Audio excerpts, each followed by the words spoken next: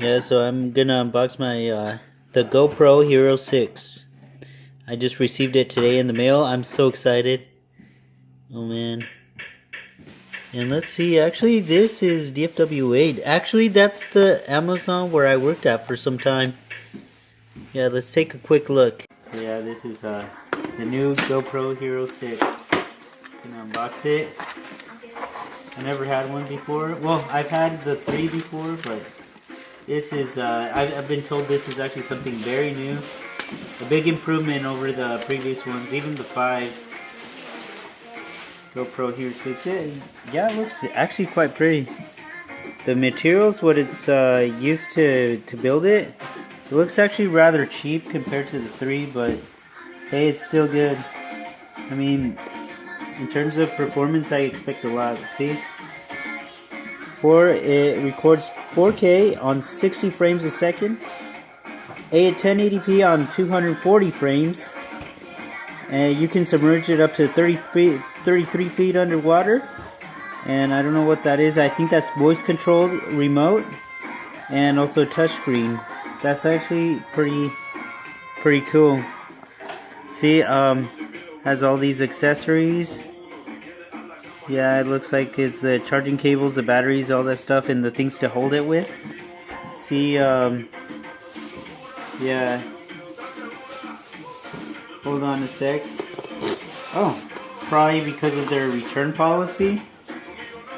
It's, I guess, like, to make them know that I opened it. And, you know, like, usually a lot of places don't accept open products when you return them. Okay, okay, finally I actually managed to get it out, pull it out. I just had to tug in extra hard, I think. It's actually very similar to the previous cameras, in which they have this, really. And how do you take this off? If it's the same as the previous ones, you go like this. Well, it's supposed to loosen it up, and then you just yank it out. And if you want to put it back in, you have to do the same thing. Oh, this thing, I believe that says remove, I believe you just throw it away. But anyways, if you want to tighten it up again, you put it again in there. That goes for almost everything.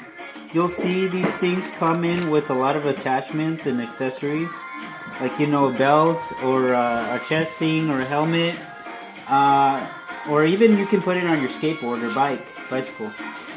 And you see, this is the manual. It's provided in many different languages. This is the manual. It's pretty cool, isn't it? What's this right here? Oh, just stickers or something? Okay.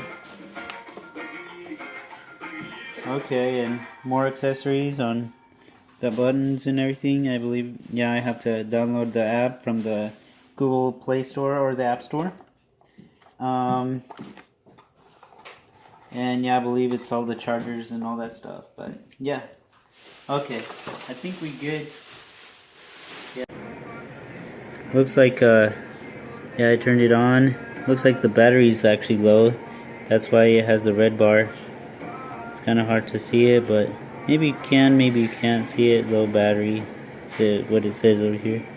This is a touchscreen, by the way. See, this is actually a touchscreen. This is the language selection. Has a whole bunch of languages available.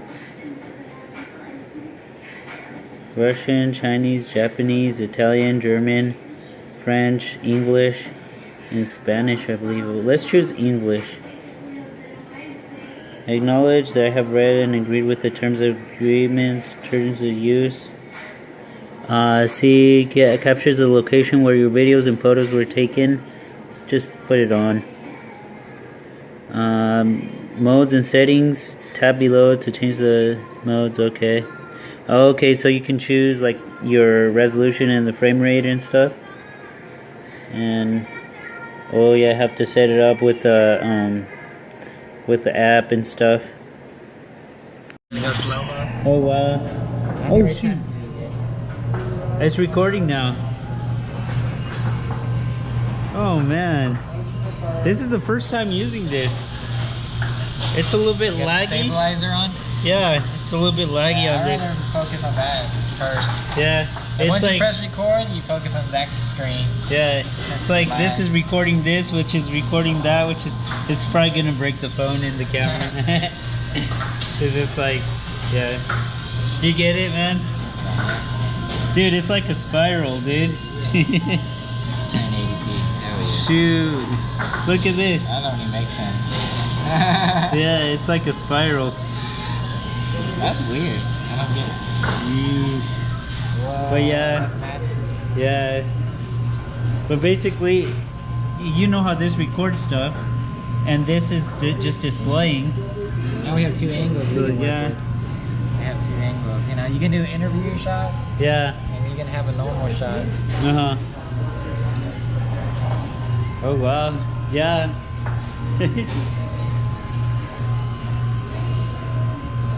It looks good, except for like lights and stuff. They look really bright though. Like that Bethany's over there, I can't even see it on the camera.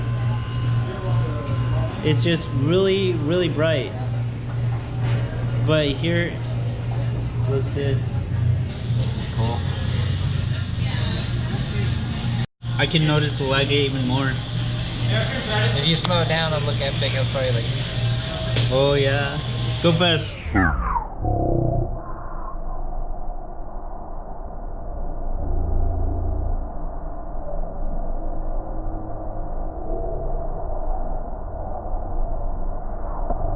For regular stuff, this is 30. Speed. I recommend 24 for everything. Yeah. Only if you want to do slow motion where you go faster, but I recommend 24. Okay, punch fast. You won't tell. It's a little bit. Really? Yeah, you can't tell. Maybe you can drop like a boiler. You can see either like drop water. Yeah. You might be able to see it too. Like you can slow it down. It won't be blurry. You might look at, like, oh yeah, that's right. But those are expensive. Yeah. There has to be a reason, dude. That's like if you're doing this trick, slow motion, and you want to see it. Oh wait. Vlogging is hard to tell. Stick with the simple 24 1080p. I mean, the lagging, I don't know, it's kind of different. It's kind of weird. Yeah, I wouldn't look at this. It's hard to explain it. Yeah. I say look at this to see if you're in frame, but once you press record, this one's too late. Oh yeah. Hey guys. Oh, I see myself. I can see everything and everyone. You can just adjust to find the nicest looking one. Yeah. Try to get closer, or try to move it. Change your angle, see which one's the best angle.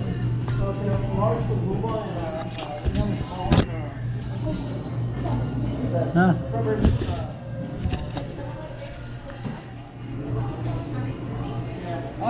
Not a sponsor, guys. I'm just kidding. Hello guys, so this is just me testing it out. Well, basically this is around sundown, you know, when the sun is going down. I would say that it's okay. It can be rather dark, of course.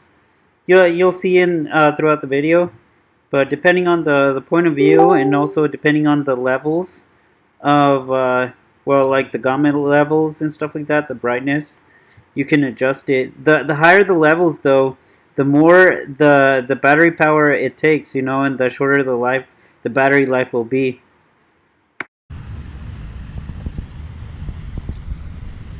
Of course, depending on where you are and where you place the camera and stuff, you'll notice it'll get either darker or less dark or not as dark.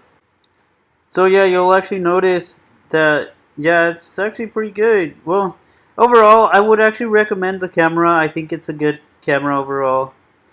And what else can I say? Well, as long as you have the proper lighting or make the camera, well, like the gamma levels or the brightness levels up, you should be good. One of my biggest complaints is that it makes everything appear like it's really far away when it's not. And I'm going to talk about it later, actually, throughout the video. Just wait a little bit. I don't like how it looks like they're really far away. They're really not, dude. I'm like maybe 3 feet away from them at the very most. But it looks like I'm a lot further. Looks like I'm at least like 5 or 10 feet. Yeah, this is why it's good to have those those professional cameras. Even stuff that would be pretty far away would look like they're pretty close, which can be good or bad.